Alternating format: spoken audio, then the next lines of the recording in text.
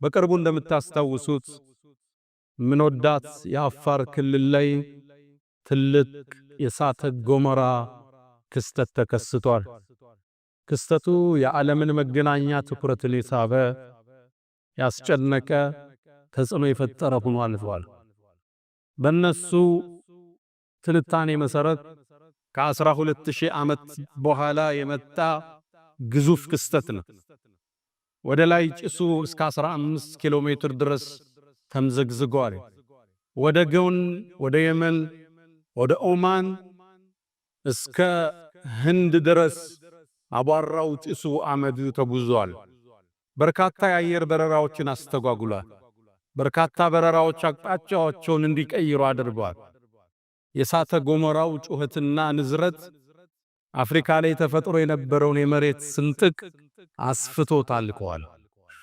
ይህ የአላህ ማስጠንቀቂያ ወማ ኑርሲሉ ቢልአያት ኢላ ተኽዊፋ።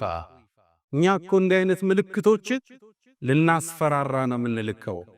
አላህን ሰዎች እንዲፈሩ በንዋይ ፍቅር ብቻ እንዳያብዱ ለነፍሳቸው ልጓም እንዲያደርጉ እንዲህ አይነት ክስተቶች ይከሰታል። ይሄ ክስተት ለኛ ለሙእሚኖች ደግሞ ከዱንያ አልፈን አኺራን እንድናስተነትል እድልን ይሰጣል። አዎን እሳተ ገሞራ የዚች ምድር እሳት ነው። ግዙፍና ከባድ ነበር። ግን ደግሞ ሙእሚን ዋናውን እሳት የአኺራውን እሳት እንዲያስታውስ እድል ይሰጠዋል። ይሄ ምድራዊው እሳት የዚህን ያህል ተጽዕኖ ከፈጠረ የአላህ እሳትስ እንዴት ይሆን?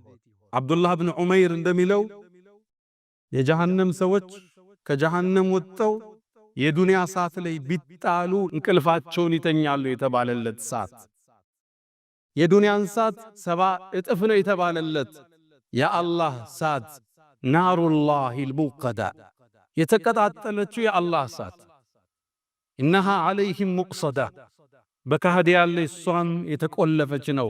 ፊ ዐመድን ሙመደዳ በተዘረጓ አሚዳዎች ውስጥ ካህዲያን ገብቶ የሚቆለፉባት የአላህ እሳት የምድርን እሳት 7 እጥፍ ነው የተባለላት አስፈሪ ቆዳን ከአካል ላይ የምታነሳ ልቦናው ዘልቃ ህመምን የምታሳምም የአላህን እሳት እናስታውስ ዘንድ ይሄኛው እሳት ጥሪና ደወል ሆኖልናል።